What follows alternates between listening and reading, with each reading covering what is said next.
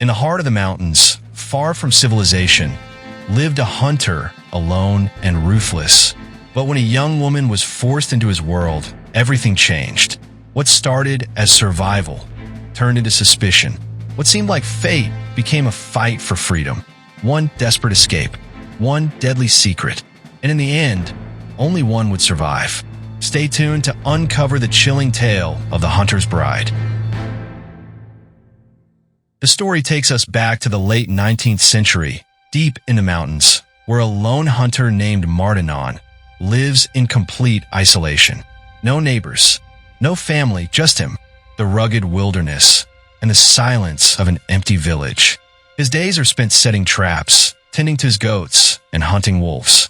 Their pelts are his only source of income, his means of survival.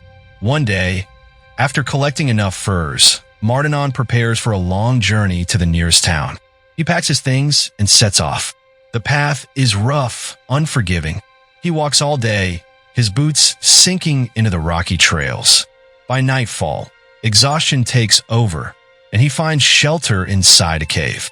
The cold wind howls outside, but Mardinon, used to the hardships of this life, simply closes his eyes and waits for dawn. By morning, he reaches the town. He stops by a local bar to get a drink. Soon, the town's mayor arrives, eager to buy the high-quality wolf pelts Mardinon has brought. But this time, Mardinon isn't willing to sell cheap. He knows their worth. The mayor tries to bargain, but Mardinon stands firm. With no choice, the mayor agrees to pay the higher price.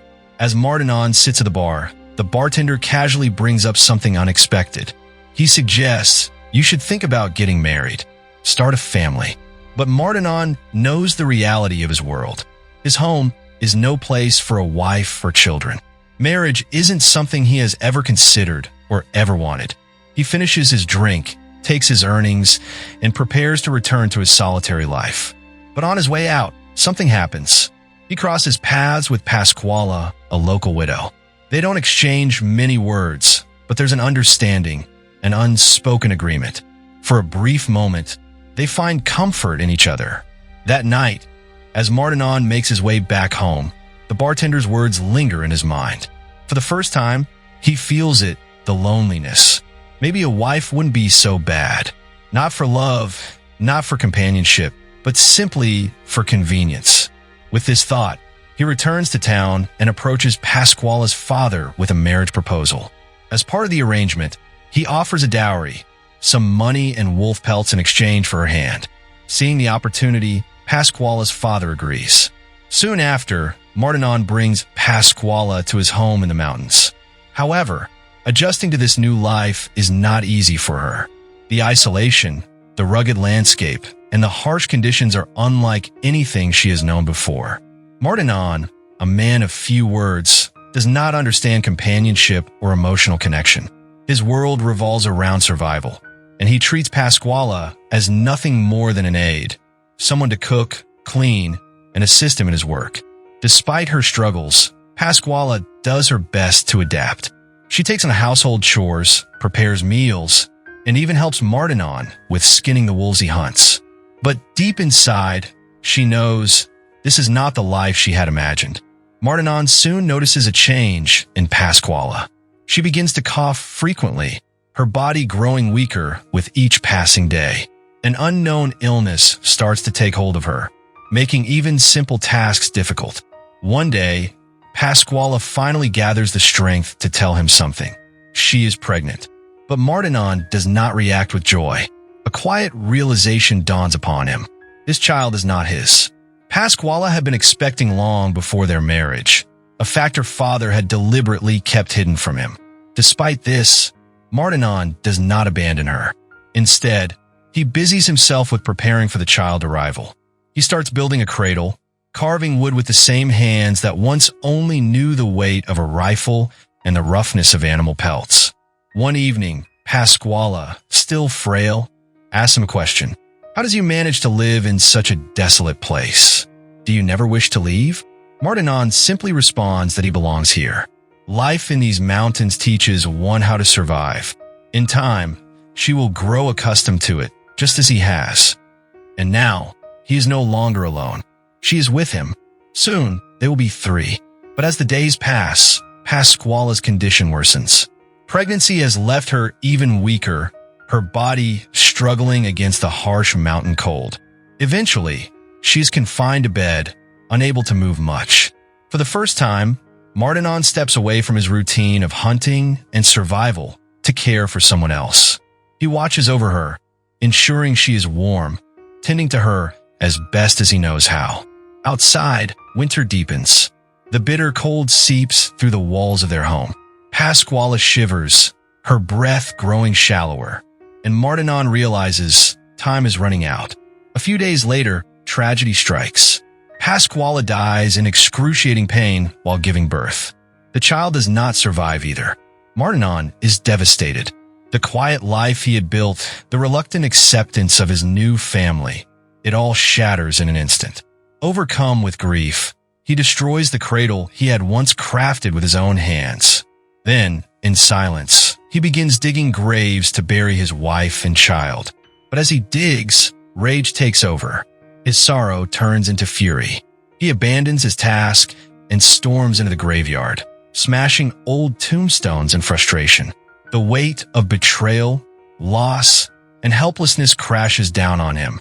Determined to confront the man responsible for this fate, he wraps the bodies in cloth and carries them back to Pasquale's father. Standing at the doorstep, Martinon does not hold back. He accuses him of knowing the truth all along, that Pasquale was sick, that she was already pregnant with another man's child, and yet he still sent her to live in the mountains with him. The old man, with guilt in his eyes, does not deny it. He confesses that Pasquale, a widow, had been carrying another man's child. Fearing that society would shame and reject her, they saw no other option but to arrange her marriage.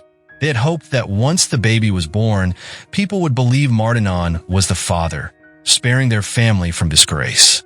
Hearing this, Martinon seethes with anger. His hands tighten into fists, his voice filled with fury as he lashes out at Pasquale's father. He demands his money back, the dowry he had given for the marriage. But the old man hesitates. He pleads for more time, promising to return the money by the following month.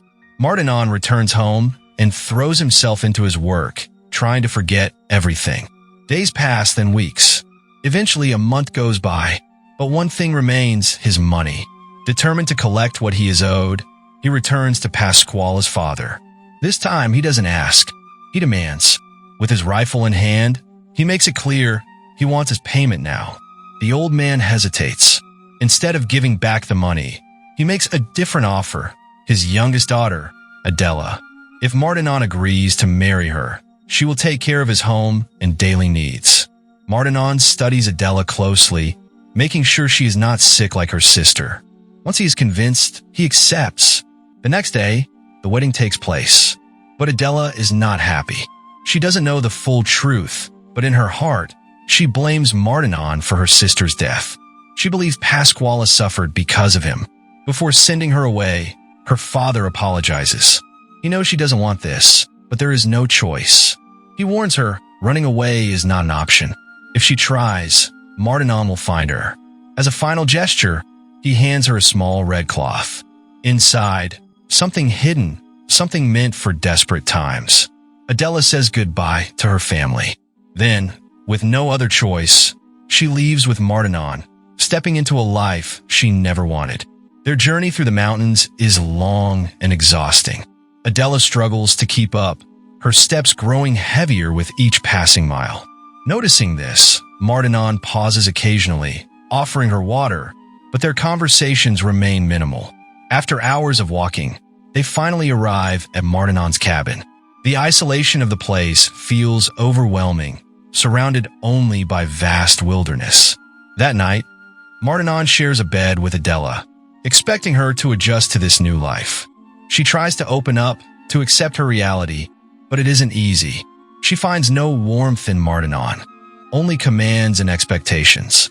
He barely speaks to her, yet he demands her presence, her labor, and whenever he pleases, her body. Resentment begins to take root within her. The man she was forced to marry feels nothing like a husband. Instead, she feels like just another part of his routine. One day, Martinon informs her that he will be leaving for 4 days for trade. Before leaving, he asks if she needs anything. Adela's request is simple. She wants him to visit her parents and tell them she is fine. Martinon agrees. He assures her that in time, she will grow accustomed to this place. It is difficult, but not impossible. The next morning, before departing, he warns her about the dangers outside. The forest is unforgiving, filled with wild animals. It is not safe to wander. And with that, he leaves. That night, Adela struggles to sleep alone. The cabin feels even colder, the silence heavier. Somehow, she makes it through till morning. The next day, she wanders around the area, trying to familiarize herself with her surroundings. But then, something catches her eye. In the distance, near the cemetery, she notices 2 open graves. The earth has been dug up, but the bodies are missing. She does not know that Pasquala had been pregnant. She does not know the full story of her illness. But standing there, staring at those empty graves, her suspicions harden into certainty. To her, there is no doubt now. Martinon is responsible for Pasquala's death. For days later, Martinon returns. Adela does not waste any time. She confronts him immediately, asking about the 2 open graves in the cemetery. Martinon, unfazed, dismisses her question. He claims they aren't graves, just old ditches. But Adela isn't convinced. Something about his tone, his indifference, unsettles her. Then, Martinon says something that shakes her even more. He tells her that Pasquala's death was not his fault. It was her father's. He knew she was sick. He knew she was already pregnant. And yet, he still sent her to the mountains, knowing the risks. Adela is stunned. She refuses to believe him. In her mind, Martinon is a liar, a murderer. From that moment, her hatred for him deepens. Days later, Adela discovers something unexpected. She is pregnant. Martinon, despite his cold nature, feels an unfamiliar sense of joy. Quietly, he begins preparing a cradle. The next morning, he even makes breakfast for her. For the first time, he starts treating her differently. He no longer forces her to do heavy labor. He tries, in his own way, to take care of her. But for Adela, none of this matters. She is convinced that Martinon killed her sister. And now, she fears she will meet the same fate. One day, she remembers the herbs her father had given her, the ones hidden inside the red cloth. That night, she makes a decision. She mixes the poison into Martinon's food. Unaware, he eats it. The next day, she does the same. And the day after that. Soon, Martinon starts falling ill. He grows weaker, plagued by nausea and exhaustion. And as she watches him slowly deteriorate, for the first time since arriving here, Adela feels a sense of satisfaction. One day, while Martinon is out hunting, Adela sees her chance. She gathers whatever little she can carry and flees, determined to escape this life. She moves quickly, heading down the rocky mountain path. But in her desperation, she makes a mistake. She steps directly into one of Martinon's traps, meant for wild animals. A sharp pain shoots through her leg as the metal clamps down. She struggles, trying to free herself, but the injury is deep. Blood seeps from the wound, and with every passing moment, her strength fades. She eventually manages to pull herself free, but she can barely walk. Weak and exhausted, she collapses, losing consciousness. That evening, when Martinon returns home and finds the cabin empty, he immediately realizes what has happened. Without wasting time, he sets out to find her. The whole night, he searches. Through the cold, through the darkness, he follows every possible path she could have taken. By morning, he finally spots something, her footprints in the dirt. He follows the trail and eventually finds her. Adela is unconscious, her body shivering from the cold. Her injury has worsened, and she is barely breathing. Without hesitation, Martinon lifts her and carries her back home. Over the next few days, he takes care of her, cleaning her wound and making sure she rests. But while doing so, he notices something. Adela has lost a child. A quiet sadness washes over him, but he says nothing. He simply continues looking after her. When Adela finally wakes up, She remains unaware of what has happened. She slowly regains her strength, her leg healing little by little. Then, one day, she realizes the truth. The baby is gone. Overcome with grief, she tells Martinon, expecting a reaction. But he doesn't say anything. He already knew. A silence settles between them. Martinon sees it now. Adela doesn't want to stay. And so, after a long pause, he finally speaks. The cold season is coming. The days will get shorter. If you want to leave, you can. The next morning, when Martinon wakes up, Adela is gone. She has finally escaped, free from the life she never wanted. For the first time in a long time, she feels light, like she can breathe again. Back at the cabin, Martinon is also at peace. Despite everything, he is happy for Adela. She deserved to leave. But now, he is alone again. As he moves around the empty house, something catches his eye, a small hidden container. Inside, he finds the poisonous herbs. And just like that, everything makes sense. He realizes what Adela had done. The slow poisoning, the quiet attempts to kill him. Martinon doesn't react. He doesn't get angry. He simply walks outside, sits down, and lets the truth sink in. For the first time in his life, he feels something unfamiliar, regret. His health continues to decline. His body weakens, the poison taking its final toll. But before it's too late, he does one last thing. He sets his goats free, with no one left to care for them. He doesn't want them to suffer. Days pass. As winter sets in, Martinon lies alone in his cabin, staring at the ceiling. Eventually, the cold overtakes him. And with that, his story ends. So, what would you have done in Adela's place? Would you have stayed or escaped? Let us know your thoughts in the comments. If you like this video, don't forget to hit the like button, share it with your friends, and subscribe to our channel. Press the bell icon so you never miss an update. See you in the next video. Till then, stay safe, stay healthy,